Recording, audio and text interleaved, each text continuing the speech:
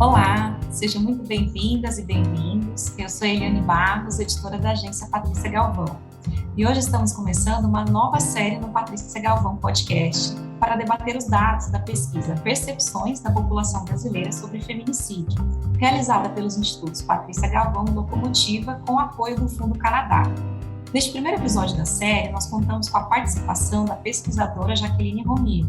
Seja muito bem-vinda, Jaqueline. Peço que você se apresente para quem está nos ouvindo. Olá, meu nome é Jaqueline Romero, eu sou doutora em demografia. Atualmente estou aqui no Panamá, trabalhando para o Fundo de Populações das Nações Unidas. Meu trabalho sempre foi voltado para o fim da violência contra as mulheres, a entender o feminicídio como um elemento que atrapalha o desenvolvimento humano da sociedade como um todo e que a gente deve agir imediatamente para conseguir uma vida melhor e segura para todas as mulheres. Muito obrigada, Jaqueline, por aceitar nosso convite para participar do Patrícia Galvão Podcast. Para iniciar nossa conversa, vou trazer alguns dados da pesquisa Percepções da População Brasileira sobre Feminicídio, realizada entre 22 de setembro e 6 de outubro de 2021, com a participação de 1.503 pessoas de todas as regiões do país. Os resultados da pesquisa mostram que, para 96% das mulheres e homens entrevistados, a frequência dos casos de feminicídio tem aumentado nos últimos 5 anos, e para 86%, os feminicídios estão se tornando mais cruéis e violentos do que os cometidos no passado. Jaqueline, na sua opinião, a partir desses dados, é possível dizer que houve um avanço na percepção da população brasileira sobre a gravidade da violência doméstica contra as mulheres, em especial do crime de feminicídio no país? Ou esses dados eles estão mais relacionados a uma sensação de impunidade e de tolerância desses crimes? Eliane, o que acontece é que a lei dos feminicídios ela é super jovem, ela foi outorgada em 2015.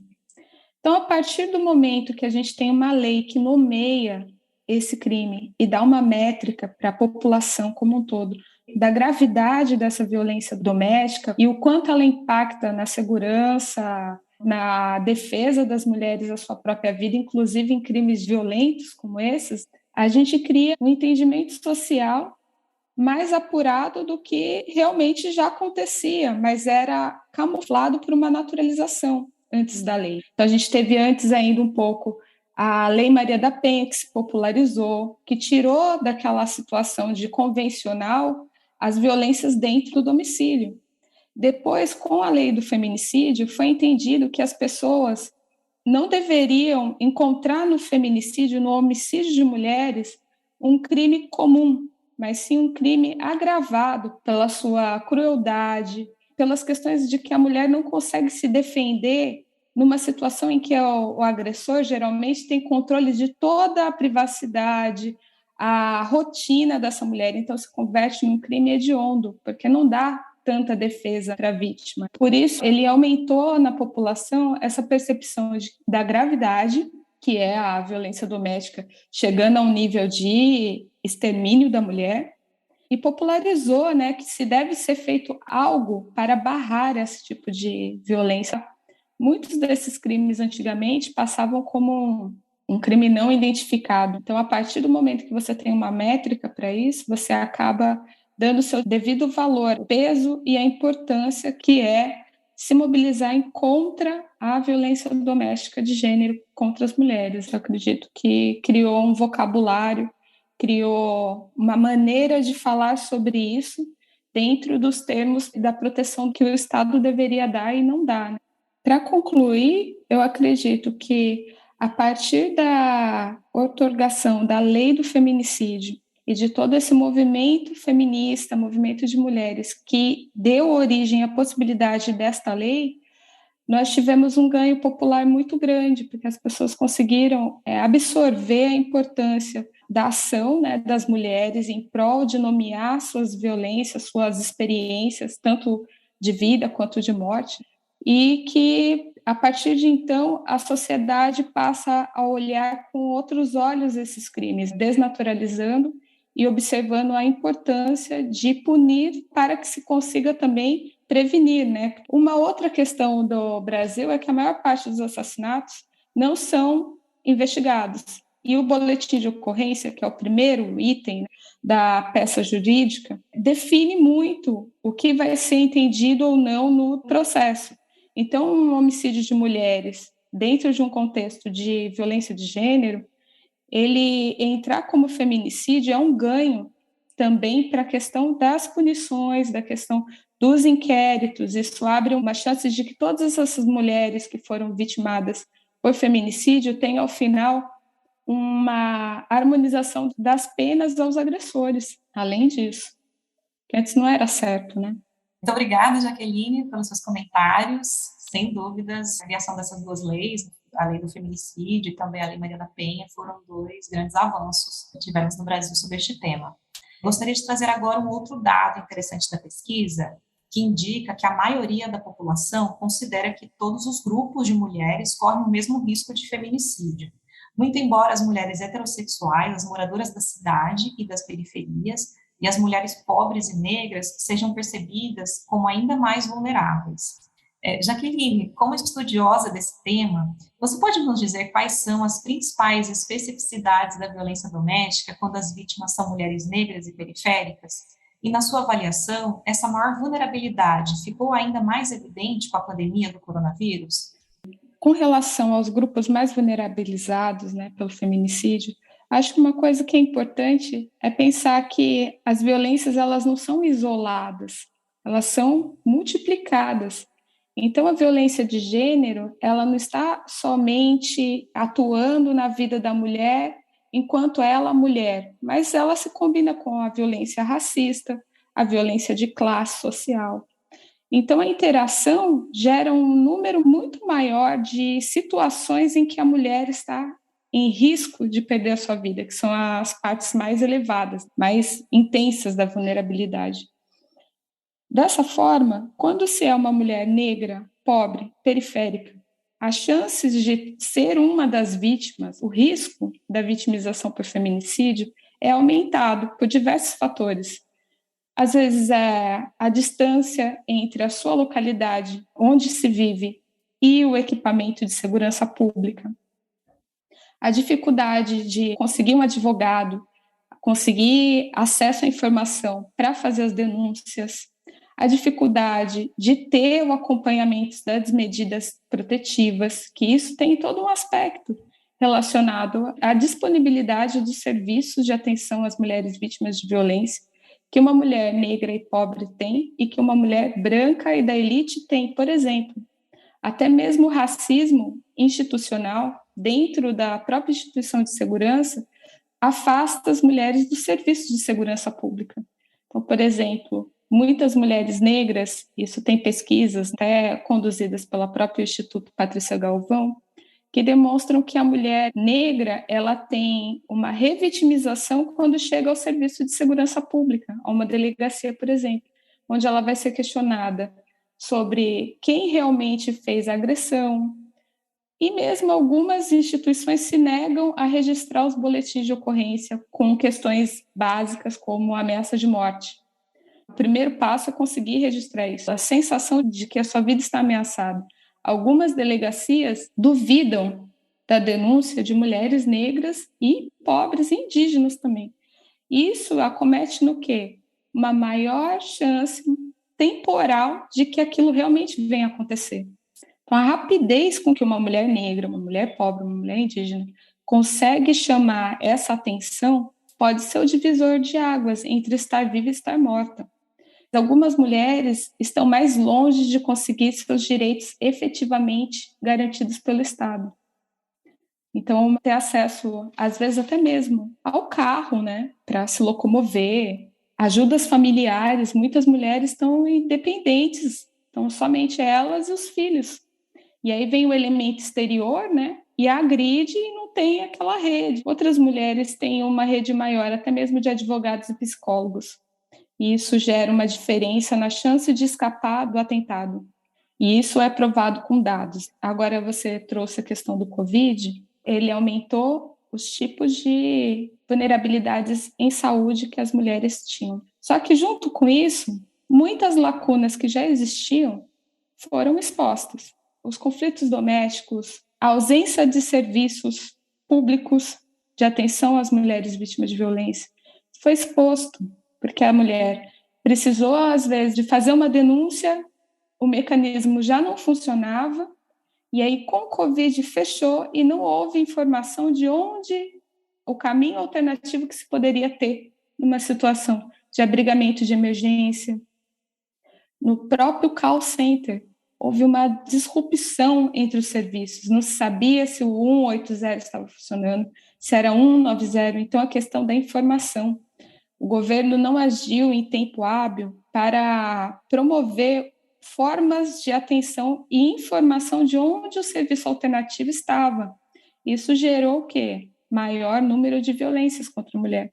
Ela não teve aonde correr ali durante esses 2 anos de pandemia. Então, a gente teve um aumento, isso foi já retratado pelo Fórum de Segurança Pública Brasileira, pelas diversas pesquisas, e esse aumento se deu por diversas questões que têm a ver com a lacuna histórica e a dívida da sociedade brasileira em atender as mulheres, principalmente pobres, negras e indígenas. E aí a gente pode também pensar na questão da casa, né, do território doméstico, que ele finalmente foi desmistificado, né, porque todos tiveram que voltar para o domicílio de alguma forma. Alguns com maior intensidade, outros com menos intensidade, porque a vida não foi o home office para todos, né? Mas esse lugar que era de proteção, na teoria, né, foi desmistificado, porque ali dentro se encontrou o quê? Mais agressão, ausência de equipamentos para viver aquele período de crise de forma igualitária. Então, a gente teve muito abandono escolar, porque as crianças não tinham internet, serviços básicos. E essa mulher, muitas vezes chefe de família, muitas vezes negras, muitas vezes pobre, ela se encontrou desamparada pelo Estado, que não conseguiu gerenciar a crise de maneira adequada, principalmente em termos de sobrecarga do serviço doméstico, sobrecarga de cuidar e ausência de proteção e segurança social mesmo para as mulheres. Fora todas as questões psicológicas também, né?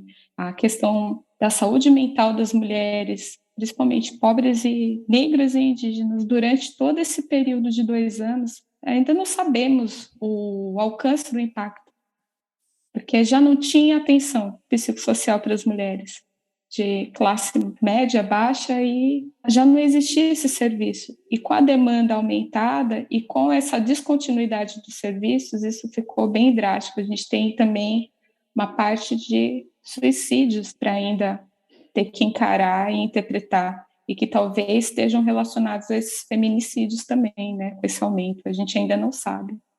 Vai demorar ainda um tempo para que a gente possa adequadamente analisar o impacto do Covid na violência de gênero e na criação de novos tipos de violência de gênero durante a pandemia.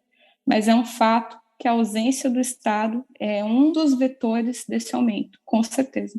Sim, bom, é isso, né? O coronavírus, ele colocou foco nessas desigualdades que são históricas, né, e estruturais no país. Bom, vou trazer mais um dado aqui para a nossa conversa, Jaqueline. Para 93% dos entrevistados pela pesquisa, a ameaça de morte é uma forma de violência psicológica tão ou mais grave que a violência física. Contudo, 83% consideram que as mulheres que são ameaçadas de morte pelos atuais ou ex-parceiros não costumam acreditar no risco de serem assassinadas. Na sua opinião, Jaqueline, essa opinião condiz com a realidade? Quando a violência não é física, a mulher muitas vezes subestima o perigo de um feminicídio? Mais uma vez, a questão da interpretação da instituição sobre a violência doméstica. Geralmente se entende que a violência doméstica é só quando houve a questão física, que aí tem a evidência. Mas muitas vezes a pessoa já sofreu violência econômica, do controle das finanças, roubos, estelionatos, questão da privacidade, a violência da privacidade, controle de senhas, toda essa questão pessoal, né, dos dados pessoais. Muitas vezes a maior parte das mulheres sofre isso sem perceber. Por quê? Porque há um entendimento que isso são provas de amor.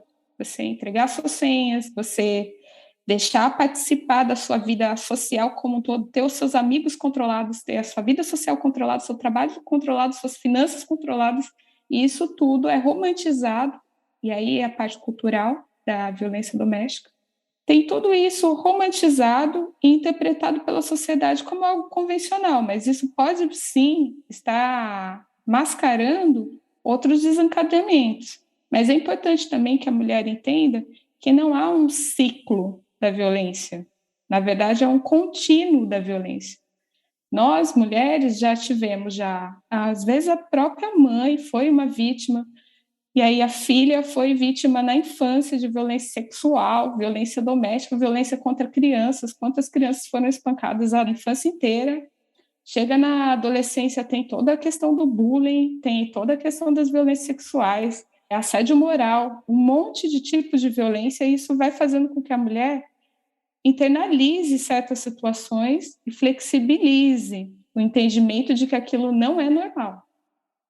Isso leva a uma vida adulta, principalmente as jovens adultas, a demorarem para agir, eu acho que é isso, demorar para perceber. Mas é uma questão da própria mulher, é uma questão individual, ou é uma questão do Estado que não consegue trazer informação adequada para que exista uma métrica que essas jovens, que essas meninas, que essas adolescentes, que essas idosas, muitas idosas sofrem também o mesmo tipo de violência, consiga perceber que aquilo não é natural e que aquilo tem respaldo do Estado e da sociedade para a denúncia. Muitas dessas meninas vão fazer a denúncia, não são agredidas pelo marido, nem pelo ex-namorado, nem por nada, mas pelos amigos ou familiares, que defendem, têm uma tendência a minimizar a dor e o sofrimento gerado pela violência doméstica e a proteger o agressor, não a vítima. Pensar quais foram os motivos que levaram a essa agressão. Gente, não tem motivo. Motivo não existe. Todos são iguais. Ninguém merece ser agredida. Não existe motivo justificável para uma agressão.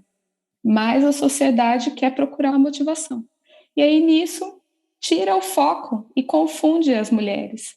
E aí, mais uma vez, voltando para a importância da lei do feminicídio, exatamente por essa confusão e por esse domínio do cotidiano e da privacidade das mulheres, que o feminicídio não é um homicídio doloso simples, ele é um homicídio doloso qualificado, porque a pessoa tem o contato e tem o acesso a todas as informações do cotidiano, então praticamente é um crime premeditado pela quantidade de informações anteriores que o agressor tem sobre a possibilidade de pegar numa surpresa essa mulher. Ninguém imagina que vai acontecer isso dentro da sua casa. São pessoas que convivem no mesmo lugar e é surpreendida.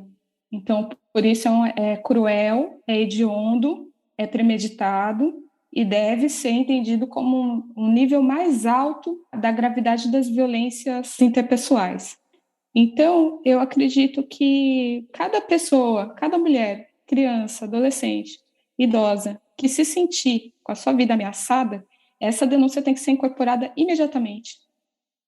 Ela tem que ser estimulada. A mulher ela tem que se sentir apta para fazer isso, que a sua denúncia vai ser averiguada, porque uma pessoa que vai denunciar, ela já tentou negociar de outras formas. Se ela chegou ao ponto de concretizar a denúncia, que ela é grave. Então, a instituição tem que levar em consideração a palavra dessa mulher sobre a gravidade do fato que ela está sofrendo e dar as medidas necessárias para que ela consiga ser uma sobrevivente, porque a violência já aconteceu, ela já se sentiu ameaçada. Essa sobrevivente, ela tem que ser acompanhada para evitar o feminicídio, para evitar outras consequências que podem se desenvolver a partir disso. Inclusive, até mesmo trazendo questões de mediação, não só punitivas, né? Acho que a gente deve promover mais informação para a sociedade, para que leve em consideração a sensação de segurança dessas mulheres que está gritando, está falando, não me sinto segura, algo tem que ser feito imediatamente, não demorar. Às vezes essa demora, ela gera a morte. É nesse tempo que tem que agir. Por isso as medidas públicas de segurança pública de insegurança são tão importantes, apesar de que a maior parte das mulheres vítimas de violência, sobreviventes da violência, encontram mais na área da saúde uma resolução do seu problema. Mas se a segurança pública não atuar e não agir, a gente vai continuar crescendo esse número de feminicídios. Então é urgente, a sociedade tem que acordar, a gente precisa fazer alguma coisa e é possível zerar o feminicídio na sociedade, porque essa morte ela é totalmente evitável através de políticas públicas, de promoção da igualdade de gênero, de proteção à vida das mulheres e levar em consideração o elemento do feminicídio como um elemento epidemiológico também, porque é generalizado. Então é possível zerar através de medidas públicas e conscientização popular, e parabenizo o Instituto Patrícia Galvão por promover esse estudo que mostra para a sociedade que nós próprios entendemos a gravidade disso e que isso pode ficar muito mais popularizado ainda, as medidas de proteção a essas vítimas e de memória também, né? A gente já perdeu muitas, então também em consideração às vítimas que já se foram, entender a importância de atuar frente aos feminicídios. As famílias brasileiras estão sofrendo, as mulheres brasileiras estão sofrendo, e nós precisamos atuar imediatamente. Bom, gostaria de trazer mais 2 últimos dados para essa sua análise, Jaqueline, que tratam da percepção da população sobre o local e o momento em que ocorrem os crimes de feminicídio. Para 9 a cada 10 entrevistados, o local de maior risco de assassinato de mulheres é dentro de casa, por um parceiro ou ex. E 49% consideram que o momento de maior risco de feminicídio é quando a mulher decide terminar a relação. Jaqueline, você avalia que essa noção de que a mulher que decide romper com uma relação violenta corre maior risco de feminicídio tem contribuído para inibir o rompimento e a denúncia e manter as vítimas presas no ciclo da violência doméstica? Ou nesse contínuo, né, de violência doméstica, como você comentou agora há pouco? Eliane, eu considero que essa justificativa ela é histórica, né? Ela é histórica. Desde o início dos movimentos feministas se fala a mesma coisa, tem que desnaturalizar esse momento do rompimento como um momento que a mulher vai perder a sua vida porque o homem não vai, parceiro, alguém ali, não vai permitir esse fim. Acho que a gente já avançou bastante na pauta dos direitos humanos das mulheres. Em termos de legislação, de Código Civil, a gente avançou bastante. Código Penal, a gente avançou bastante. Antigamente, a mulher não podia se separar. Era uma batalha judicial. Hoje já tem mais facilidades para o divórcio, para uma separação. Não é a mesma coisa. A gente precisa modificar esse imaginário deste momento.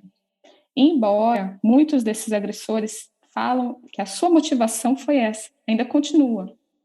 Então, ainda alimenta. Inclusive, a gente tem programas televisivos que exploram a violência contra a mulher de uma maneira romantizada e que só foca nesse tipo de feminicídio. Só que são vários tipos de feminicídio. Tem esse, tem o político, da mulher que está em situação de liderança nos seus movimentos, nas suas comunidades, são assassinadas. Tem mulheres que estão em situação de ir no trabalho 5 horas da manhã e pode ser um alvo de uma violência sexual que levou à morte. Isso é um feminicídio também. Então, eu acho que diversificar a pauta, né, mostrar mais tipos de violência contra a mulher que tem base gênero, principalmente mostrando a questão da violência sexual, a violência conjugal, que é uma contínua. É incrível, né? Que essa violência doméstica, ela praticamente ela continua a mesma proporção desde lá do início da Lei Maria da Penha até hoje, né? O que aumentou foi a tal da violência doméstica no ambiente urbano. Então, você vê hoje, embora se perceba mais essa violência doméstica ligada à casa, quando você vai para os dados, você vê aumentando a violência doméstica em via pública e com armas de fogo, que antes tinha essa violência ligada ao âmbito doméstico, à residência, né? E ao âmbito da faca, dos elementos de proximidade. E hoje você vê aumentando as armas de fogo como elemento da violência doméstica. Então, essa violência doméstica ela está mudando. E a gente precisa informar a sociedade que isso está mudando. E, ao mesmo tempo, a gente precisa continuar investindo no que a gente sempre investiu, que é essa questão da violência patriarcal.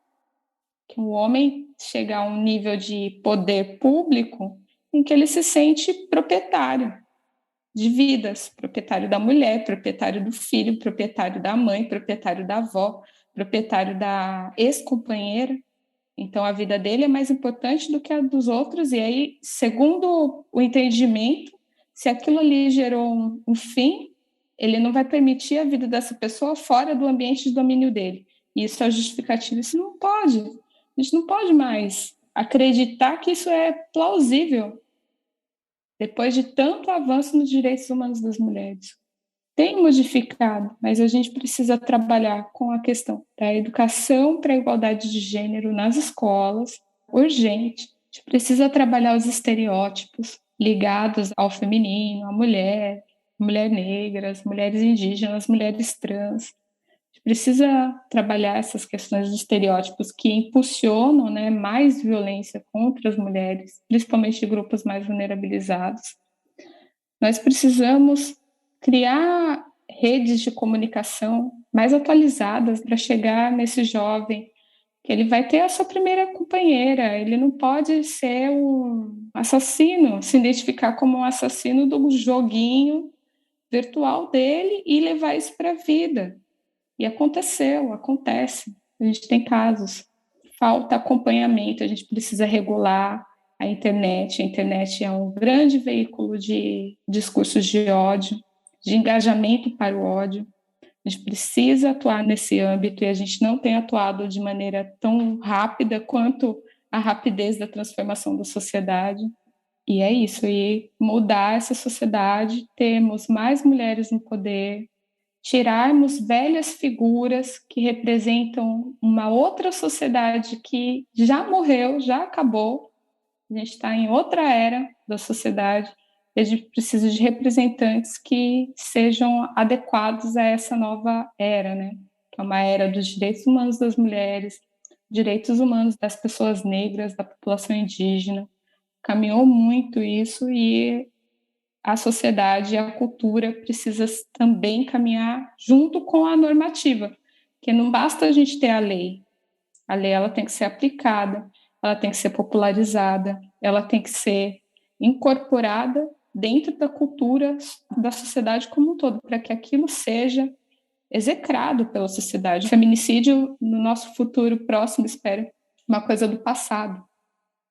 A gente precisa conseguir evoluir nos termos de engajar a sociedade para uma cultura de paz para as mulheres, que a gente dê mais oportunidade para as mulheres na política, porque as mulheres na política elas fazem a diferença. As mulheres no jornalismo, o próprio Instituto Patrícia Galvão é um exemplo totalmente diferente de um jornalismo alarmista, terrorista contra a vida das mulheres, que mostra corpos sendo violados em rede nacional. Isso não é isso que a gente precisa ao contrário, a gente precisa de denúncias, a gente precisa de serviços essenciais funcionando, a gente precisa de engajamento dos meninos, dos adolescentes, dos companheiros, todo mundo junto para acabar, né, essa história. E aí eu acho que eu queria falar só mais uma coisa, que é a questão da percepção do número. Se fosse contar realmente quantos feminicídios tem diariamente no Brasil, seria muito mais do que o feminicídio diário que passa nas redes aí abertas de televisão. A gente tem, em média, 3.000 a 3.500, 4.500, dependendo do ano, de homicídio de mulheres registrados através do sistema de saúde. Desses, cerca de 70% são feminicídios. Então, está crescendo o número do feminicídio registrado na segurança pública, mas ele ainda nem atingiu esses que a área de saúde registra anualmente. É muito mais, são 10 praticamente homicídio de mulheres, feminicídios, para serem divulgados diariamente nas redes sociais, só que só alguns são, que é de acordo com os interesses, né, da mídia hegemônica, que quer trazer de certas formas, e isso prejudica muito o entendimento da violência contra a mulher e a verdadeira dimensão.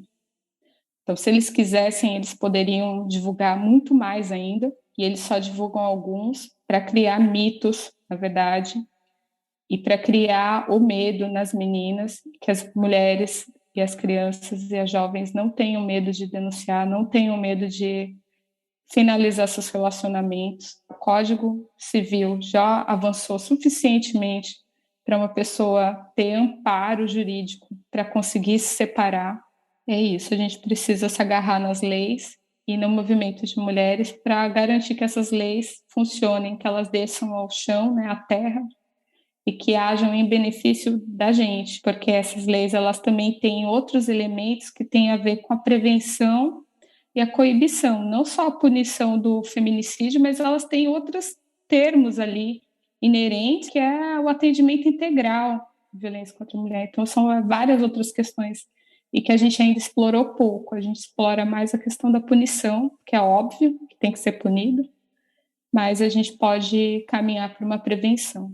Eu espero que a gente consiga e parabenizo mais uma vez a iniciativa e a Eliane, a Patrícia Galvão, com o grupo inteiro, né, a Jacira. Sempre fui admiradora do trabalho de vocês desde quando eu era uma jovem feminista.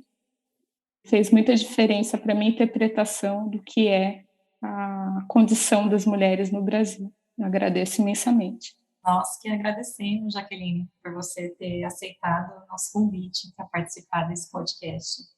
Bom, a gente já está chegando ao fim do nosso programa e, para encerrar, eu gostaria que você deixasse uma mensagem final para quem está nos ouvindo. Peço que a gente tenha força para continuar denunciando e fazendo esse movimento de mulheres progredir no sentido de conseguir cada vez mais direitos. A gente ainda não tem direitos suficientes para garantir uma vida livre de violência, mas isso pode vir a acontecer se a gente continuar esse caminho árduo e intenso que várias outras mulheres antes de nós, nossas mães, nossas vós, nossas mulheres, nossos ancestrais lutaram, né, para que a gente hoje pudesse usufruir de certos serviços, certos direitos, mas ainda é pouco. Nós precisamos de muito mais mulheres na política, muitas mais mulheres cientistas, acadêmicas, todas, em todos os campos. E isso vai fazer a modificação da sociedade. E desejo tudo de bom para nós aí, que a gente vai vencer. Muito obrigada, Jaqueline. Deixo aqui também um convite para todas e todos que estão nos ouvindo para que continuem nos acompanhando na série Percepções da População Brasileira sobre Feminicídio. Nos próximos episódios, vamos debater sobre os dados da pesquisa que apontam a percepção da população brasileira sobre a responsabilização dos agressores e a culpabilização da mulher, e sobre as saídas e redes de apoio para as mulheres sob ameaças. Para comentar esses dados, nós convidamos a promotora de justiça, Valéria Scaranci, do Ministério Público do Estado de São Paulo, e a assistente social Marisa Chaves. Continue também nos acompanhando na Agência Patrícia Galvão e em nossas redes sociais.